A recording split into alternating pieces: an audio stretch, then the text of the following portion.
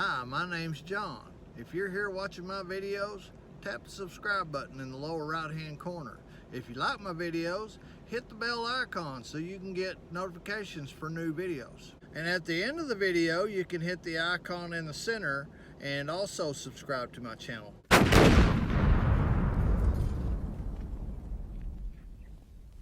Hey, good morning. It is July 27th, 2020. I'm here at my shop today. It's a little bit windy, so I'm trying to stay inside. There's some changes coming to the channel. One of them is that square body right there. That is going to be my tow vehicle for my fifth wheel that I just bought. I'm pretty sure it would do it just like it is, but let me sit down here because I'm old and fat and can't stand very long. But in order to make it pull my fifth wheel better, I'm going to be adding a LS swap to it. I've got the motor already. It's a 6.0. I'm going to be keeping it dual tank. So there's a lot of stuff that's involved in it. And I've got all the parts, I hope, ordered for it. It's going to be run off of Holley Terminator X Max because it is drive-by-wire. I'm going to take the accelerator pedal out of my Envoy here. Hopefully I can make all that work. The motor is a 2006. It came out of Silverado 1500 HD. The old Envoy is an 04. And it's got a 5.3, but I don't think there's any difference in the accelerator pedals. So, you know, if there is, I'll purchase one. If I can't use that accelerator, I guess I'll purchase one. There are cheaper ways to do an LS swap. You can go single fuel tank, like out of a Suburban for the square body, and you mount that behind the rear axle, so you know, there's no interference with anything. You lose your spare tire, which mine doesn't have one anyway back there. What else? I'm keeping it dual fuel tank, so it will run off two separate fuel pumps. It will have the tank selector switch still in it. It has the old style selector, well, it has the newer style for the square body selector switch, but it's not the high pressure one. They have one, or they make one, that switches from,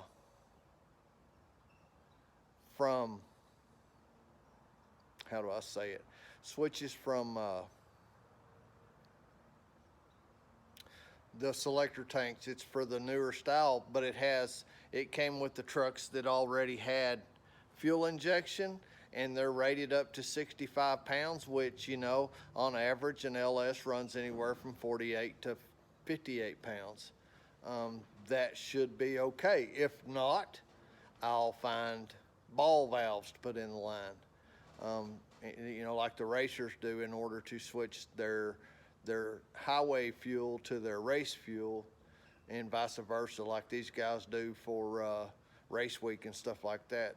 That would be the way to do that. You know, just shut one off, turn the other one on, have two switches for the fuel pumps, make sure you turn the right one on. Other than that, you know, I've got all the fuel line, all the fittings. Like I said, I have the Holley Terminator X ECU. I bought the dashboard. I've bought the dash bezel to hold the dashboard. I'm doing away with all the manual gauges. It will have the digital gauges in the dash. It's not the Pro Dash. They don't have the ECU, the Terminator X, set up for the Pro Dash yet that I know of. When they do, maybe I'll talk Holley into giving me one. I doubt it, but also In the near future, I'm going to be changing the name of the channel because there's so many channels that are called Jack of Trades that it makes mine hard to find, and it's really not what people are looking for. I'm thinking about changing the name to Hot Rods and 4x4s. If y'all have any other ideas, send me a message, let me know. My name is John Gravel, by the way, and this is my channel, and this is what I do.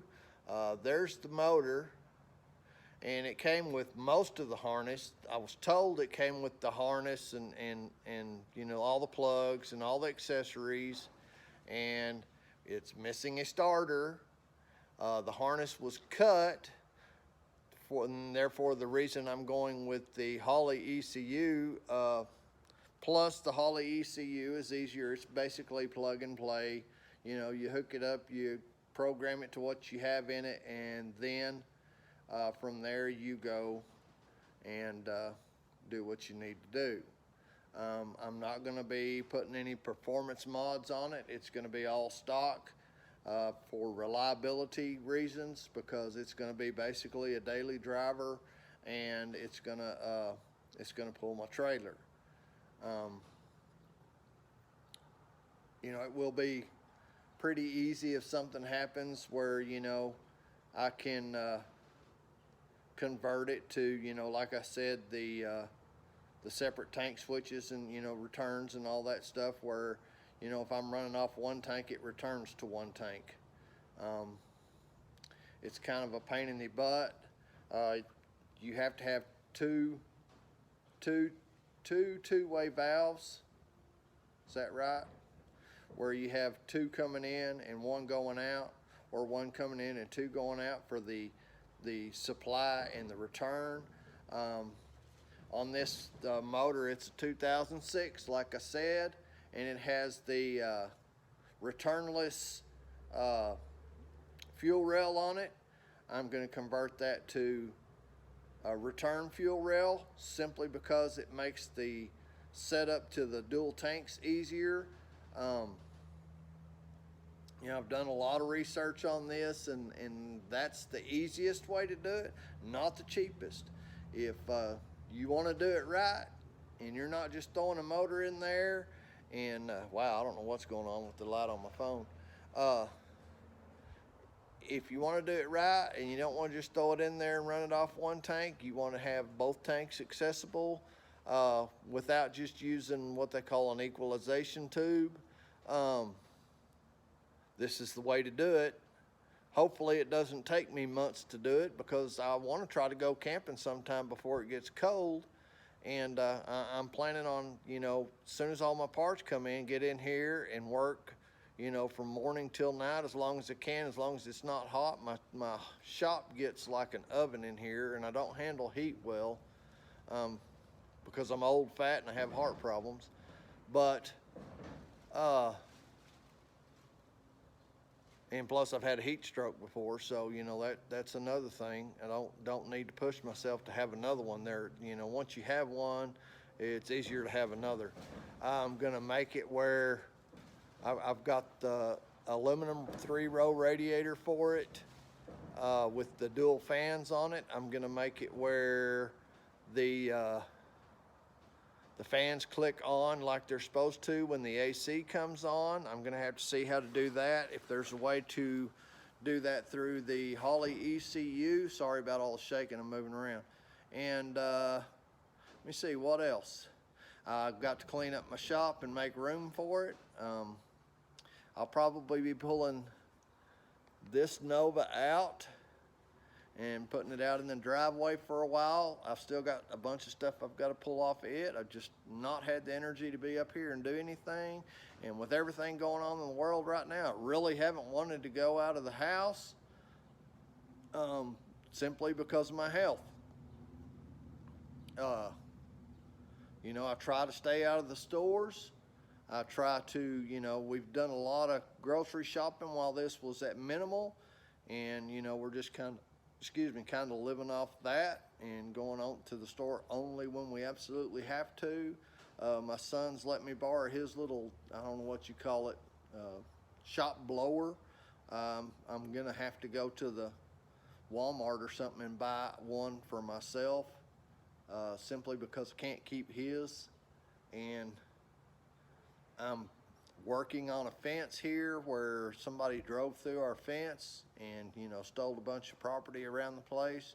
Luckily, none of mine was taken. And we've added some equipment to the shop, and hopefully it's heavy enough that nobody walks away with it.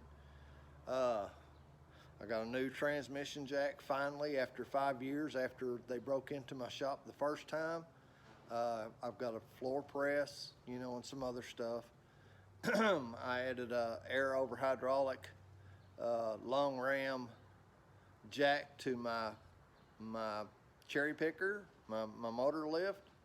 So, you know, I'm not sitting there pumping and taking 100 hours to pump the jack up to get the motor out of the vehicle.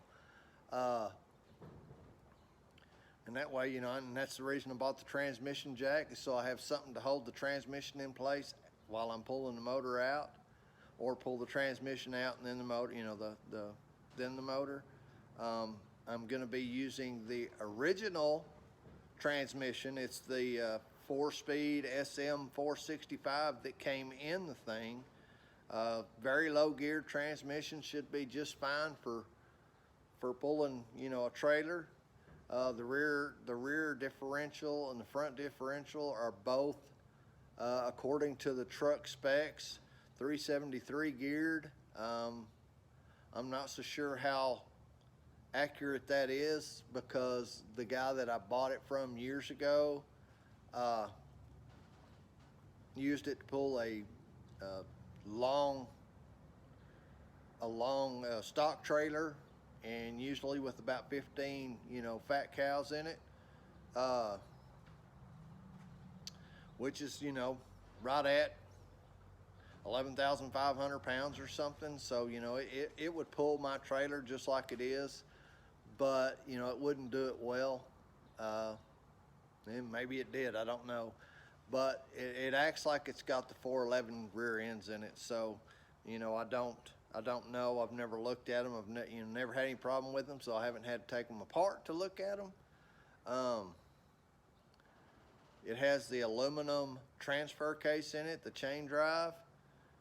For the newer one, I can't remember what it is, NP 265 or 280, something like that, 235.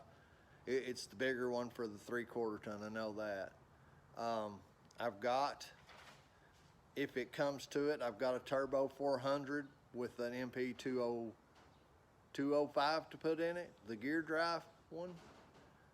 It is a slip yoke NP 205, so I got a red Hornet right by me, and I'm not going to try to stir him up. When they bite, it hurts. But anyway, I've got that. If it comes to it where I have to, you know, change the transmission out, I do have hip problems, so shifting could become a problem in the future. But, you know, I've got all the parts to convert it over to, you know, the Turbo 400, and, you know, either an MP 203 or an MP 205. 203 is a chain drive also. It's fairly strong.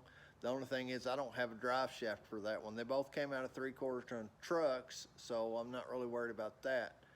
But the MP 205 is a gear drive. It's bulletproof, you know, it's a rock crusher is what they call it. But anyway, that's it for right now. I'm gonna start cleaning up on my shop a little bit. I've got to take my daughter to the school later. We're actually having school this year. It's a case-by-case basis whether your student has to go or not here in Plainview, Texas.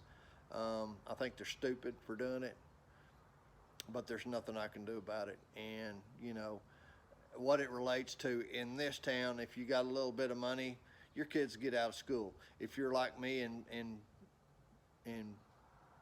you know, so broke you can't pay attention, your kids will go to school. I think it's stupid. I think, you know, they ought to allow online teaching for everybody. My daughter's, you know, my child is kind of worried about it, and you know, she's stressing really bad about bringing it home to us. And I was like, well, I wouldn't be too worried about it because you're already socially distanced. You stay in your room the whole time. So, you know, we see her when it's time to eat, or, you know, when she wants to talk a little bit. But that's about it. She stays back in her room and plays D&D and draws. She's a fantastic artist. She's got a channel. It's called CG Art and Design. So y'all need to go there and check her out.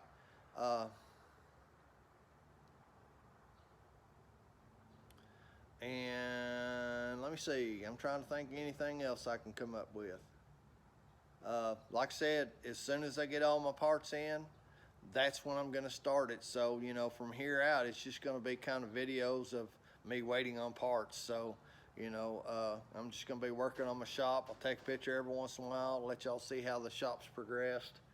I'm trying to get all my shelves put up and get my windows covered up to make it, you know, as secure as I possibly can, and you know, keep people from breaking in. My back windows all have bars on them, but you know, that's only going to stop an honest person. Anything I do is only going to stop an honest person. The last shop I was at, they cut a hole in the wall, you know, that they could walk through. So, you know, it's really, you know, there's no stopping these people around here. Especially now, you know, things are getting tough and people are starting to feel it. And the people that have things are really starting to feel it, you know, because other people decided that they wanted their stuff more than they did. So, you know,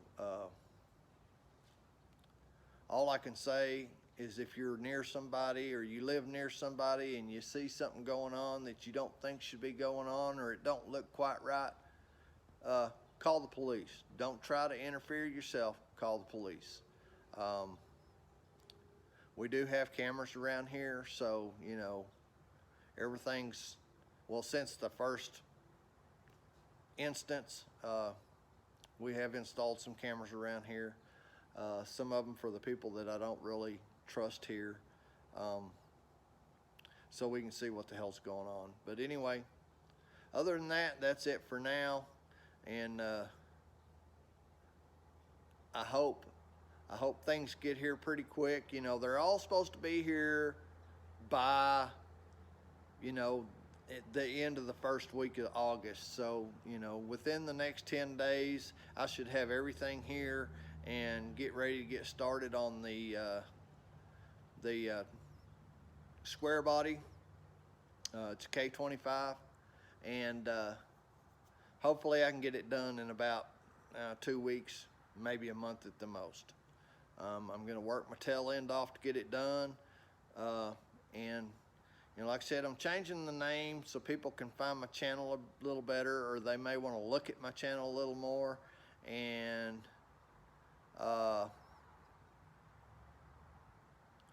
that way, you know, maybe I won't have to go back to work, because eventually I'm going to have to go back to work if this doesn't start working out. And you know, it's not that I don't like working. I don't mind working. It's just, you know, I want to do this for my job. So if you like my channel and you think your friends will, share my videos with your friends. You know, that's all I know to say. You know, give me a thumbs up, because it helps me on the YouTube algorithms, and we'll go from there. All right, we'll see y'all later. Bye.